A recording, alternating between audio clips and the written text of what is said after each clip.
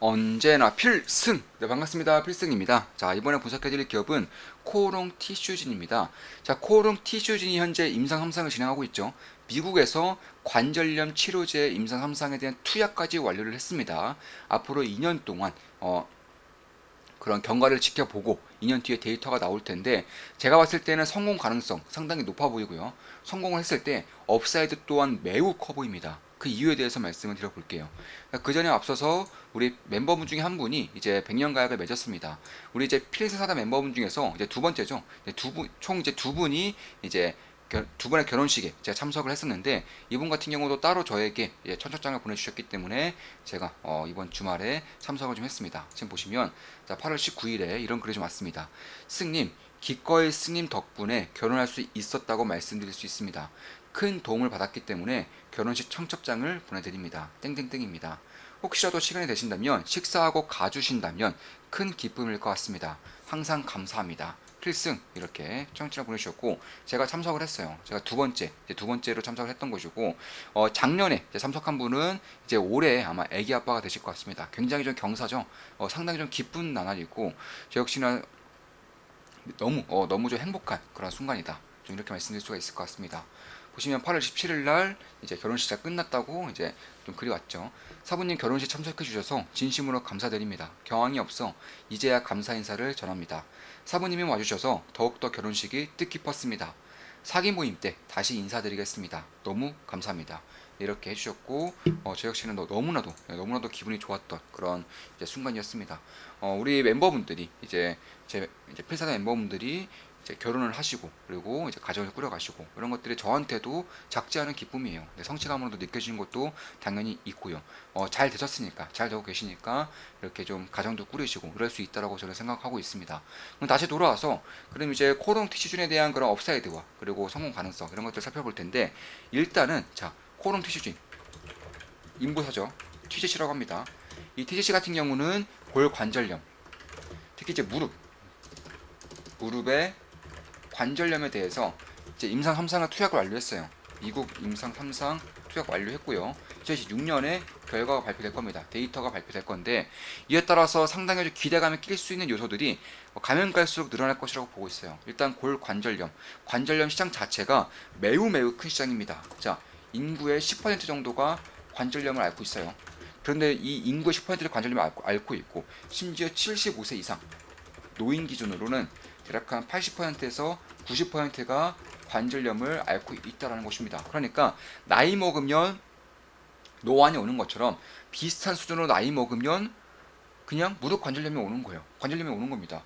그 정도로 시장이 지금도 수십조 가량의 시장을 가지고 있고, 앞으로도 고령화가 진행되면서 노인의 인구 숫자가 많아지면 많아질수록 이쪽 시장이 매우 장기적으로 매우 커질 가능성이 상당히 높다라는 것입니다. 근데 여기서 더 주목할 점은, 지금까지는 치료제가 없어요. 치료제가 전무합니다. 그저 그런 진통제만 있을 뿐입니다. 따라서 만약에 이 코론티준의 임보사가 임상에 통과가 되고 디모드를 얻어낸다면, 그러니까 치료제로서 역할을 하게 된다면 독점할 수 있다는 것이고, 참고로 경쟁 약품들, 임상을 하고 있는 경쟁 약품도 없다라고 해도 무방해요. 그 전에 그런 일라릴리라던가 혹은 바이오스플라이스라던가 이제 에브비 이런 기업들이 이제 임상을 진행했는데 전부 다 실패했어요. 특히 일라릴리의 이런 관절염 치료제가 상당히 기대가 꼈었던 적도 있었는데, 사망 사고가 계속적으로 나면서, 그러니까 임상을 진행하고 있는 환자들이 계속 죽었어요. 따라서 임상이 완전히 실패로 끝나게 되었고요. 그나마 바이오스플라이스가 유의미하게 치료제로서 임상을 진행했었는데, 일단 한 번 투약해서는 효과가 나타나지 않았습니다. 임상에 실패를 했고요. 그리고 통증 완화 효과가 전혀 없다라고 판정이 났기 때문에 역시나 임상은 실패를 했습니다. 물론 바이오스플라이스 입장에서는 다회 투약했을 경우, 여러 번 맞았을 경우에는 효과가 어느 정도 입증될 수 있다라고 판단하고 있다라고는 하지만, 일단은 임상을 실패한 것입니다. 따라서 인보사 같은 경우는 가장 빠르고 가장 유의미한 결과를 낼 수 있는, 거의 글로벌에서 유일한 골관절염 치료제라고 보면 되겠습니다. 이 치료제, 그럼 진통제 시장이 있기 때문에 이쪽에서는 좀 어떻게 좀 진행되고 있느냐, 이런 것들 좀 궁금할 수 있겠죠. 일단 미국에서만 진통 효과만 있더라도 4조 이상의 그런 시장을 가져올 수 있다라고 그런 얘기가 나오고 있는 것이고, 만약에 치료제 시장까지 한다면 6조 이상의 그런 시장이 형성이 되어 있다라는 거예요. 따라서 그런 것들을 봤을 때 이미 미국에서만 관절염 환자들이 2단계, 3단계에 있는 관절염 환자들이 1,000만 명이 넘기 때문에 그런 것이고, 따라서 진통 효과만 했을 때도 4조 정도의 시장이 형성될 것이고, 치료제 효과까지 진행될 경우에는 6조 이상의 그런 시장 규모가 만들어질 것인데, 일단 그 진통제, 치료제가 없으니까 진통제는 뭐가 있느냐? 뭐 대표적으로 소염제가 있겠죠. 이거는 그냥 하루짜리입니다. 하루짜리고 효과가 미미해요. 그래서 자, 보통 이제 관절염 환자라고 한다면 1단계에서 4단계까지 있습니다. 1단계는 그냥 뭐 거의 정상의 수준이고, 그냥 통증이 가끔씩 있는 정도, 약한 통증이 있는 것이고, 2단계 같은 경우는 언덕길, 내리막길 걸을 때, 경사로를 걸을 때 통증이 있다. 3단계는 평지도 통증이 있다는 것이고, 4단계는 걷지 못할 정도의 통증이 있다는 것인데, 이 2단계와 3단계를 타겟으로 하고 있는 거예요. 코롱티슈준의 인부사는 2단계와 3단계를 타겟으로 하고 있고요. 그리고 진통제라고 해봤자 뭐 소염제라던가 스테로이드, 뭐 히알루론산 이 정도인데, 자, 스테로이드 같은 경우는 부작용이 심해요. 부작용이 심각합니다. 따라서 장기적으로 맞을 수가 없어요. 매일같이 통증을 달고 사는 입장에서 스테로이드를 매일같이 맞을 수가 없다는 것입니다. 따라서 그저 그런 진통제로서 역할을 할 수가 없다는 것이고, 힐루론산도 효과가 미미해요.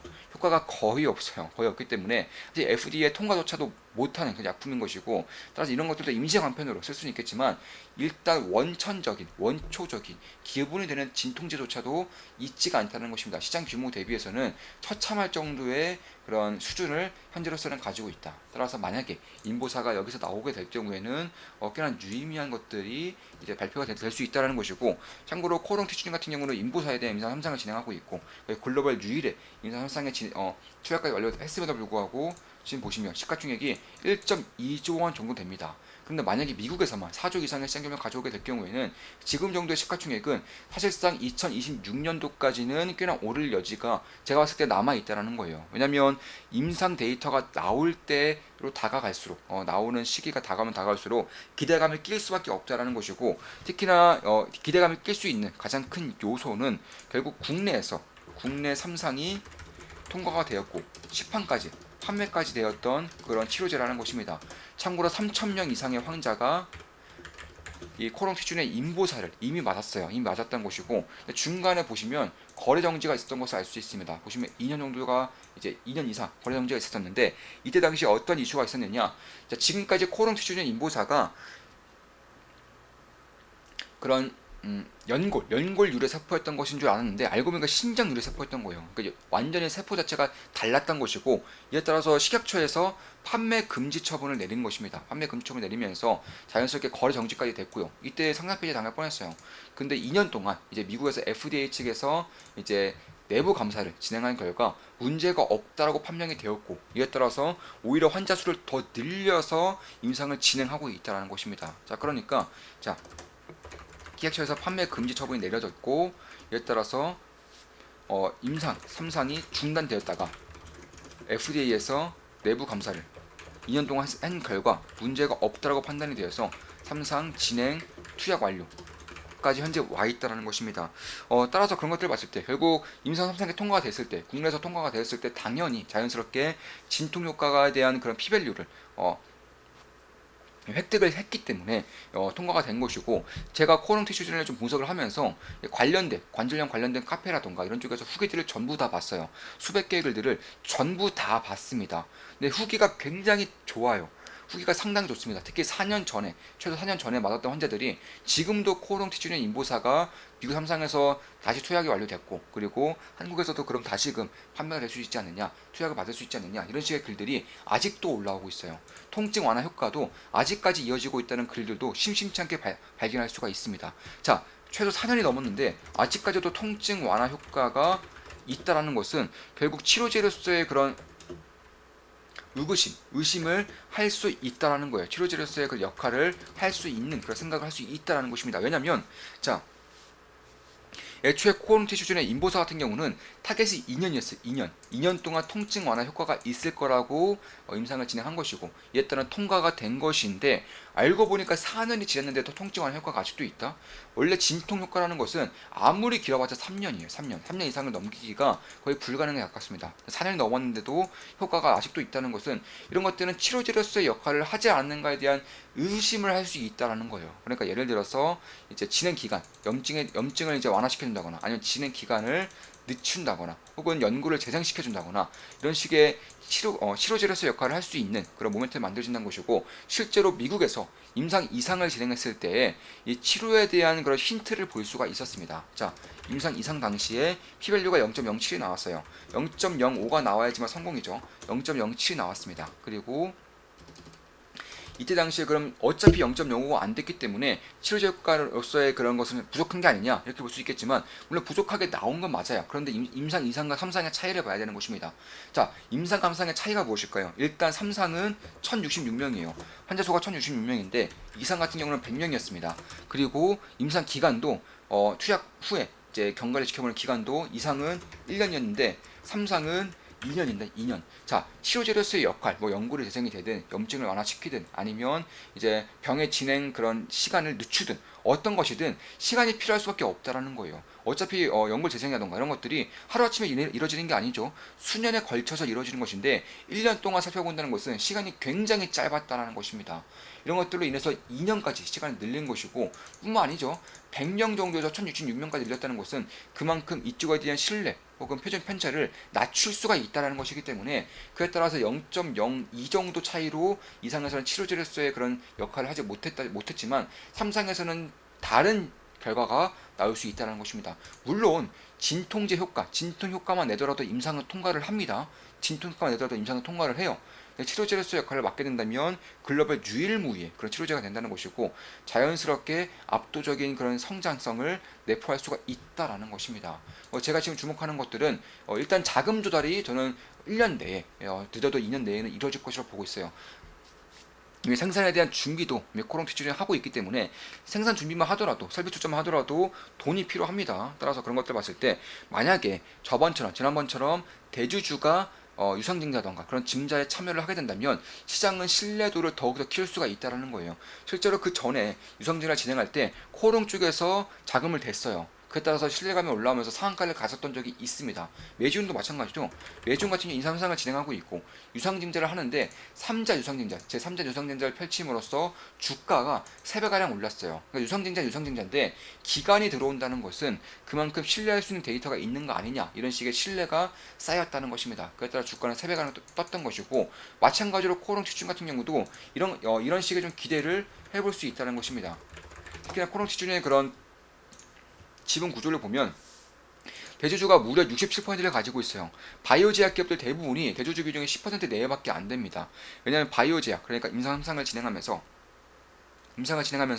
자본 조달이 당연하게 필요한 것인데 그에 따라서 매출이 나오지 않다 보니까 돈을 벌지 못하다 보니까 결국에는 자금 조달을 할 수밖에 없는 것이고 자금 조달하는 과정에서 대주주의 지분을 자꾸만 매각을 하게 되기 때문에 지분율이 상당히 낮을 수밖에 없어요. 그런데 코오롱 티슈 같은 경우는 대주주가 아직도 67%가량 가지고 있기 때문에 그만큼 코오롱 측에서 티슈진 쪽에 막대한 지원을 하고 있다는 것이고 그만큼 성공 가능성을 높게 보고 있다는 것이고 성공했을 때 얼마나 큰 돈을 벌어들 수 있는지 계산이 끝났기 때문에 지속적으로 본인들의 돈을 태우고 있는 거예요.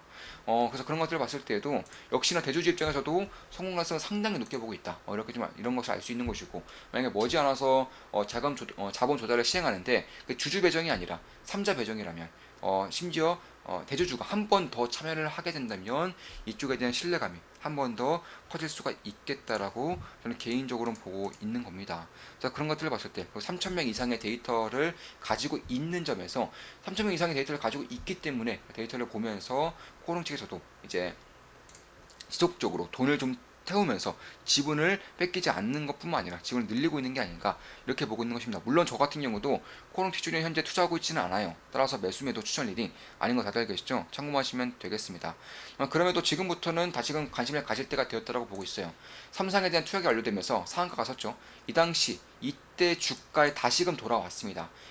그 전에 상한가 가기 전에 주가에 다시 돌아왔기 때문에 지금부터는 다시 한 번 더 관심을 가질 때가 되지 않았는가라고 생각을 하고 있는 거예요. 자, 이것으로 방송 마치겠습니다. 지금까지 코오롱 티슈즈에 대한 분석이었고 앞으로도 좋은 분석, 좋은 기업 분석으로 찾아뵙겠습니다. 자, 골관절염, 특히 무릎 관절염 치료 시장에 대한 분석도 해드렸고 코오롱 티슈즈의 인보사에 대한 분석도 함께 해드렸습니다. 앞으로도 좋은 분석, 좋은 기업 분석으로 찾아뵙겠습니다. 제가 이제 코오롱 티슈즈에 투자를 할 때면 당연히 우리 멤버분들께 다 말씀을 드리면서 실시간으로 말씀드리면서 투자를 진행할 거예요. 저 역시나 때를 보고 있는 것이고 한 달에 24,000원이면 제 투자 내역을 실시간으로 확인할 수가 있습니다. 필승 구독, 알림 설정, 좋아요는 여러분들께 돈이 됩니다. 필승!